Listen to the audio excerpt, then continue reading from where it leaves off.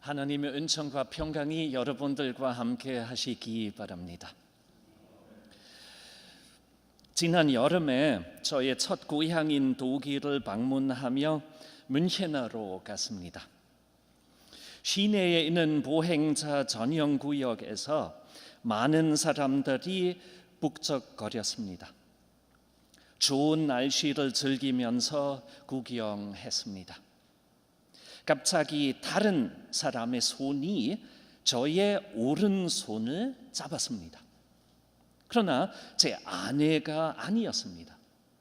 손이 아주 작았습니다. 내려다보니 한 조그만한 아이였습니다. 그 아이가 저를 보지 않고 앞만 보고 있었습니다. 제가 그 아이에게 친절하게 말을 걸었습니다. Ich bin nicht dein Papa. 내가 너의 아빠가 아니다. 어린이가 깜짝 놀라며 나를 보고 큰 목소리로 엄마라고 외치면서 나를 피해갔습니다. 다행히도 그 아이의 부모가 바로 옆에 있었습니다. 엄마가 그 아이를 안아주며 위로했습니다. 그 아이가 내가 그의 아버지나 어머니인 줄 알았습니다. 그리고 내가 아버지가 아니라는 사실을 발견했을 때 깜짝 놀랐습니다. 충격을 받았죠. 그 아이가 경험했던 것을 우리도 알 것입니다. 어렸을 때만 경험했던 것이 아닙니다.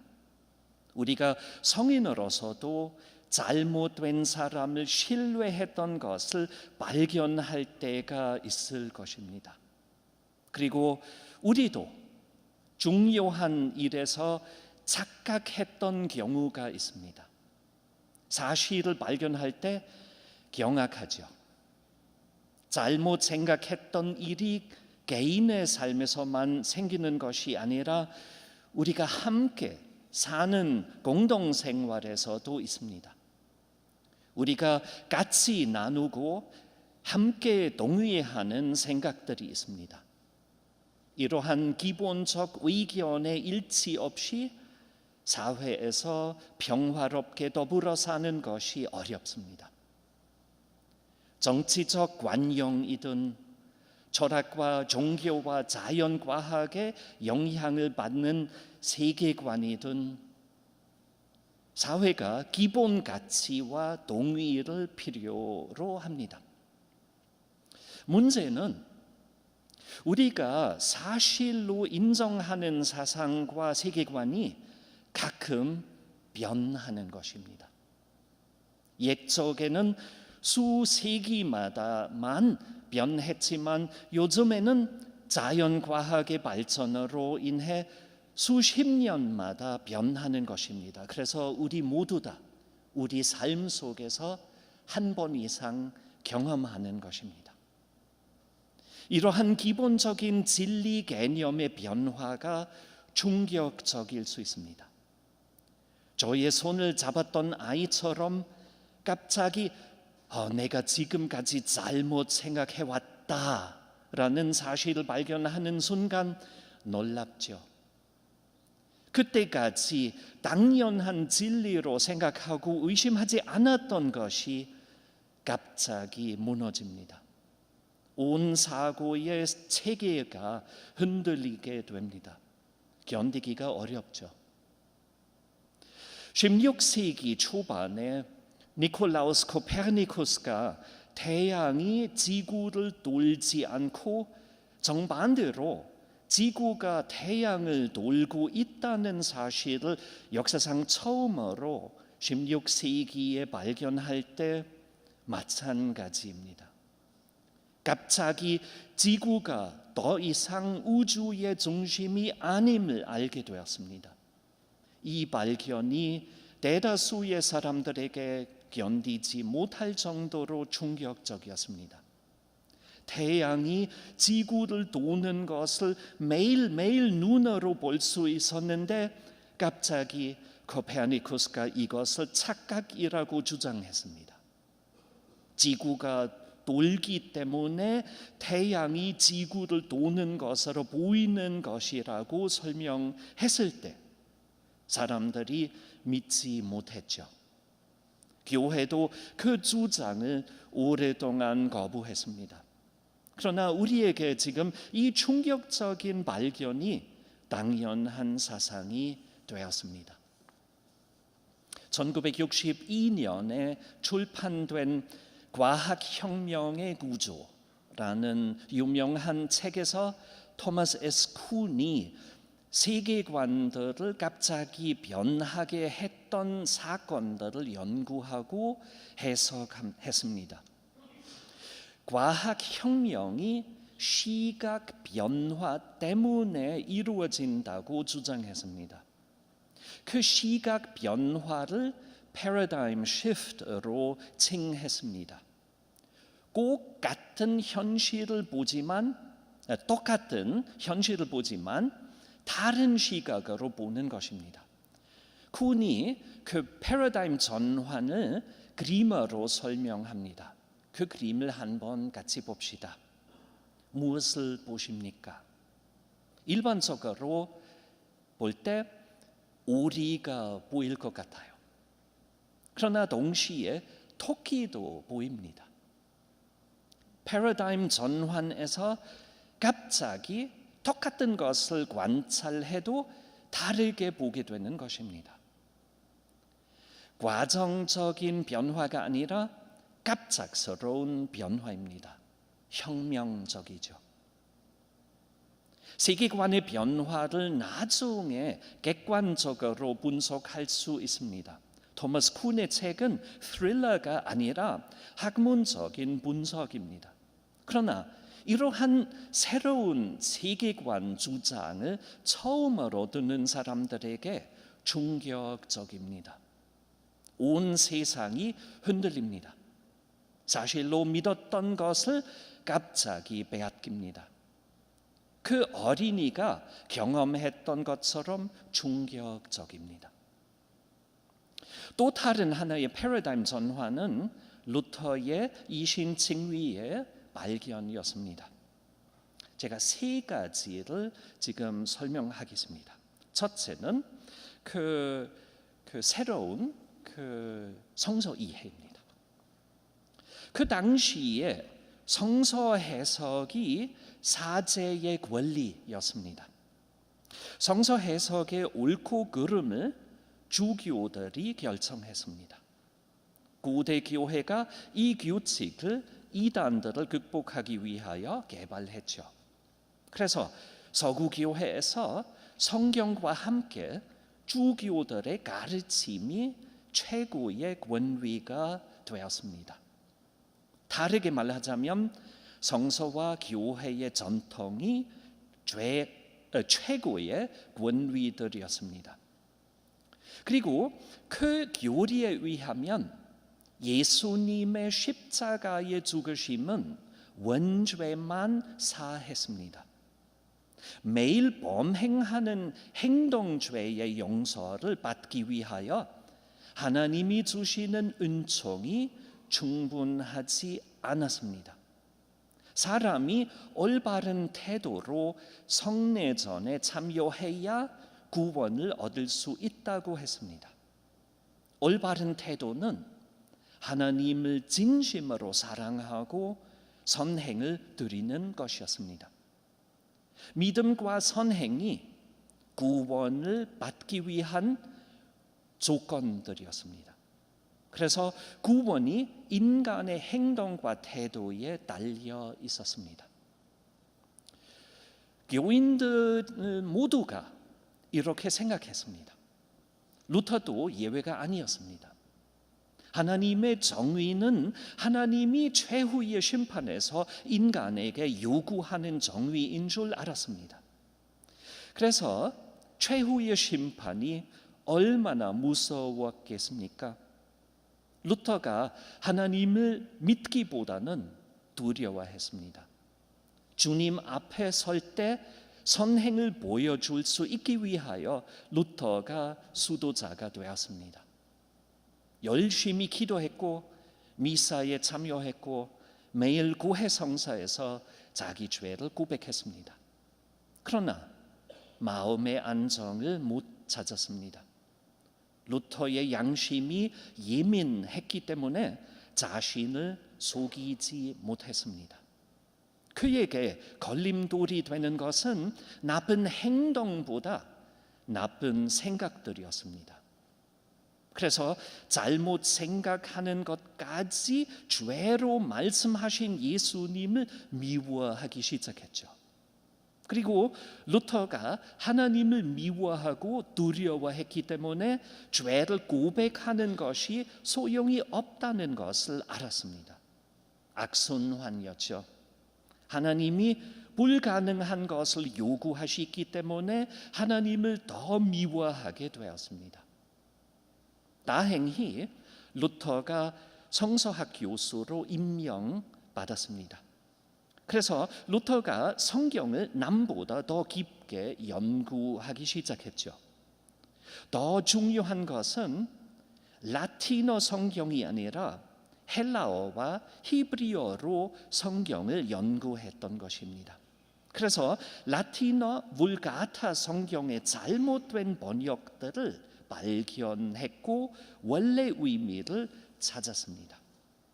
이렇게 루터가 갑자기 하나님의 의를 새롭게 이해하게 되었습니다.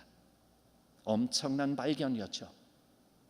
하나님의 의는 인간에게 요구되는 것이 아니라 인간에게 주어지는 것임을 발견했습니다. 이신칭위의 발견이었습니다. 엄청난 발견이었죠. 패러다임의 전환이었습니다. 그러나 이것이 루터에게 충격이 아니라 행복이 되었습니다. 넘치는 기쁨이었죠. 아까 말씀드린 어린이의 발견과 비교하면 정반대였습니다. 루터의 이신칭위의 발견이 우리들의 성서 이해에 있어서 무엇을 의미할까요? 중세 교회에만 문제가 있었을 것입니까? 아닐 것이죠. 20세기 초에 카를 바르트가 그를 가르쳤던 유명한 신학 교수들도 하나님의 말씀을 이해하지 못했다는 것을 발견했습니다. 놀라운 발견이었죠. 바르트에게 충격적이었습니다. 그래서 칼 바르트가 성경 말씀이 우리 생각하는 것과 매우 다르다는 것을 강조했습니다. 하나님의 말씀이 낯선 진리입니다. 그래서 우리가 성경을 이해한다고 생각할 때 이해하지 못했을 가능성이 매우 높습니다. 그래서 우리가 우리 스스로에게 물어야 할 것입니다. 우리도 하나님 말씀을 충분히 이해하지 못하고 있습니까? 수사학적인 질문만 아닙니다. 진심으로 물어야 합니다. 세 가지를 말씀드리겠습니다. 첫째, 루터에 의하면 성경이 위계 질서를 비판하는 의미를 담고 있는 것이에요. 루터 시대에는 교회가 성경을 위계 질서를 제정하는 것으로 오해했습니다. 루터 이전에 이미 얀 후스가 교회론이라는 책에서 교회를 위계 질서가 없는 것으로 설명했습니다. 후스에 의하면 그리스도만 몸된 교회의 머리로서 주님이시고 위에 계십니다. 루터의 만인 사제론도 위계 질서를 비판합니다. 루터가 사회의 계층을 공격하지 않았던 것이 사실이지만 교회 안에서 다르게 하기를 요구했습니다. 한국 교회는 어떻습니까? 사회보다 교회의 위계 질서가 더 강할 것이 아닙니까? 성경을 위계 질서를 가르치는 존댓말로 번역했습니다. 고대 언어에 반말만 있는데 존댓말로 번역했습니다. 이렇게 조선에 있는 위계 질서를 인정했습니다. 그래도 평등 공동체를 위하여 애를 많이 썼습니다. 양반이 목사가 된 머슴의 목회를 인정했던 경우도 있었습니다. 전라도에서 이루어졌어요. 그러나 일제시대 이후에 한국 문화를 재생시키는 과정에서 사회뿐만 아니라 교회에서도 위계 질서가 자리를 잡았습니다. 그리고 이 위계 질서가 일본의 절대적 위계 질서에 영향을 받았던 위계 질서였습니다. 일제 시대에 배웠던 위계 질서였습니다. 순수한 한국 문화가 아니었을 것입니다. 그 유교도 아니었을 것입니다. 그러나 개신교회가 이것을 의식하지 못하여 그 절대 위계 질서를 지원하기 시작했습니다. 한국말로 선배와 후배라고 하지 않습니까? 여러분들에게도 아주 중요한 그 개념일 것 같아요. 선배라고 할 때 왜 손을 올립니까? 선배. 또 후배라고 할 때 왜 손을 낮게 합니까? 선배에서 선의 의미는 먼저이죠. 후는 나중이죠. 이렇게 해야 하는데 제가 아는 한국 사람들이 모두 다 이렇게 해요. 위아래가 아닙니다. 선배와 후배를 위계 질서적으로 이해하면 성경 이해와 다릅니다. 도착화가 필요하고 중요하지만 지금 성서가 잘못 이해된 사실 유교 질서 아니죠. 위계 질서와 한국 사회를 변혁시켜야 할 때가 왔다고 생각합니다. 성경을 새롭게 이해해야 할 것입니다. 위계 질서를 극복하는 패러다임 시프트가 필요할 것입니다. 평등 교회 공동체를 만들면 모든 그리스도인들이 형제 자매가 됩니다. 그리고 사람들의 인정이 회복될 것입니다. 위계 질서 때문에 교회를 떠났던 청년들도 돌아올 것입니다. 그리고 교회가 이렇게 변하면 사회도 함께 변할 것입니다. 두 번째, 루터가 성경을 자기 이익을 위하여 오해하지 말라고 했습니다.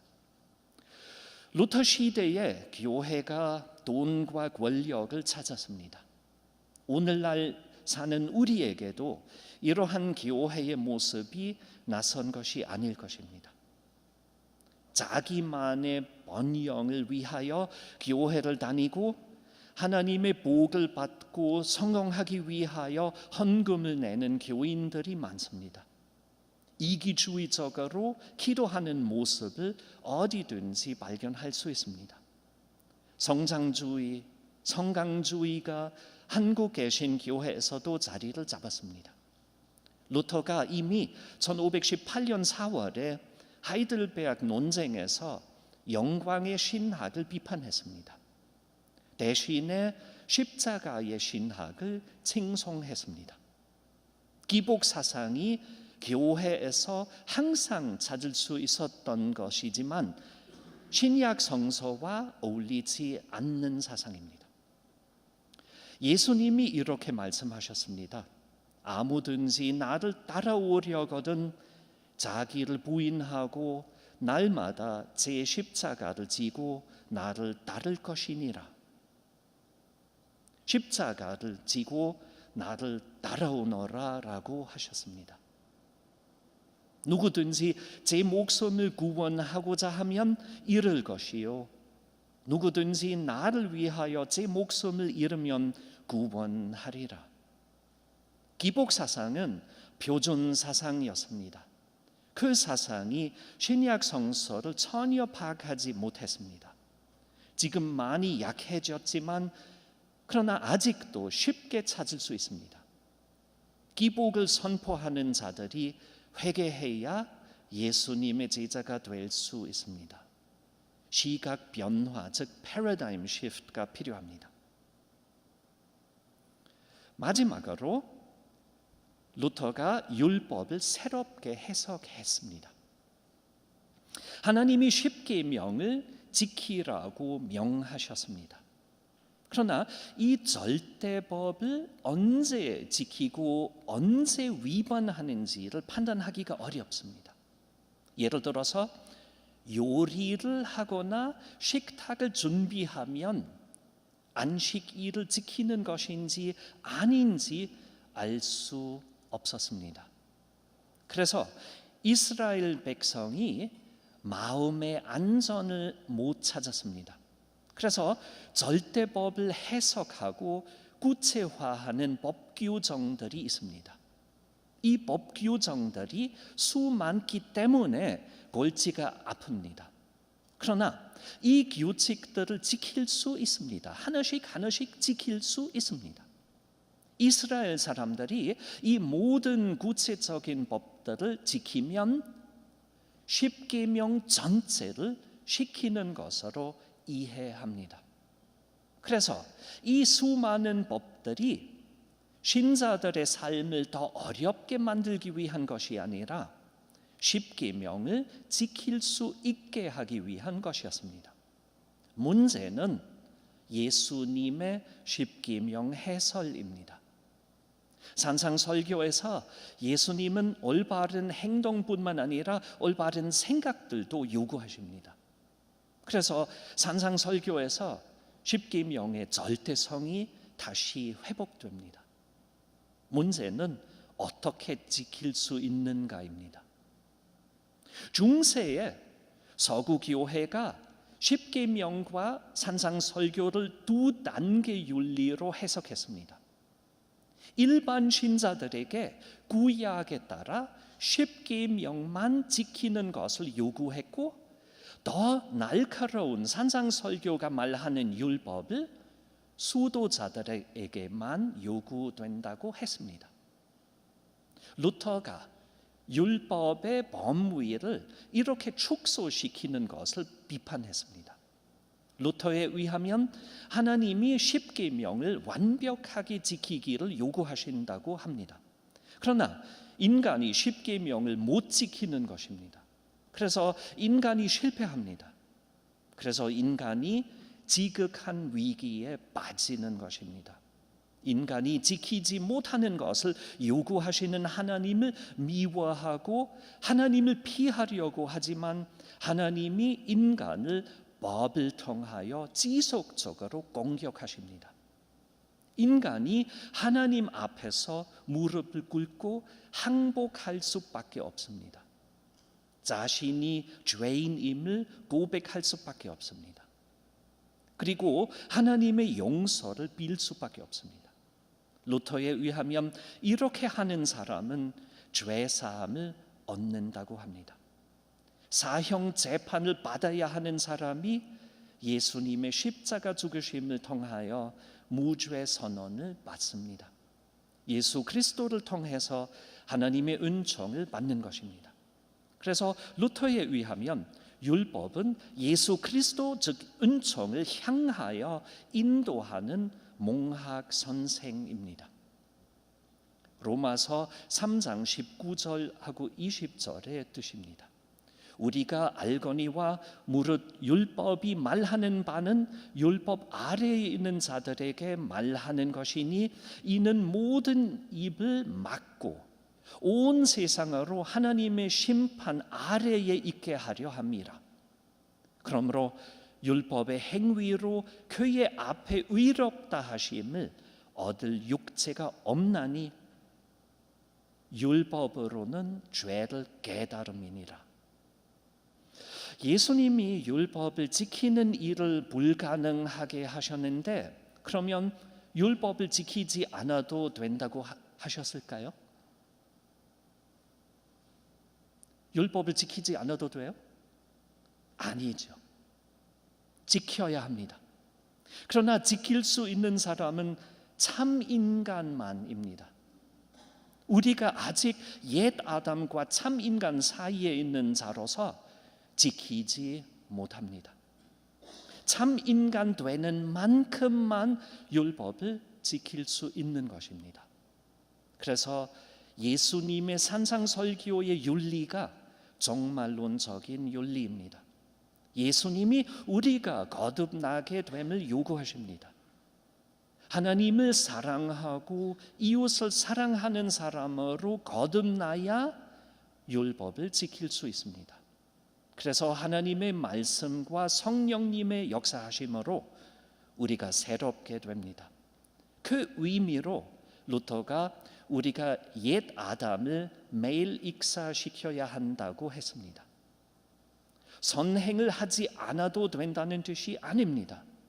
거듭나게 되는 만큼만 선행이 가능하다는 뜻입니다. 그러나 한국 개신교에서 율법을 다르게 가르치는 설교들을 많이 들었습니다. 율법을 지켜야 하나님의 은혜와 구원을 받는 것이라고 설교하는 목사들이 많습니다. 율법은 구원을 향하여 인도하는 것이 사실입니다. 값싼 은혜가 없는 것도 사실입니다.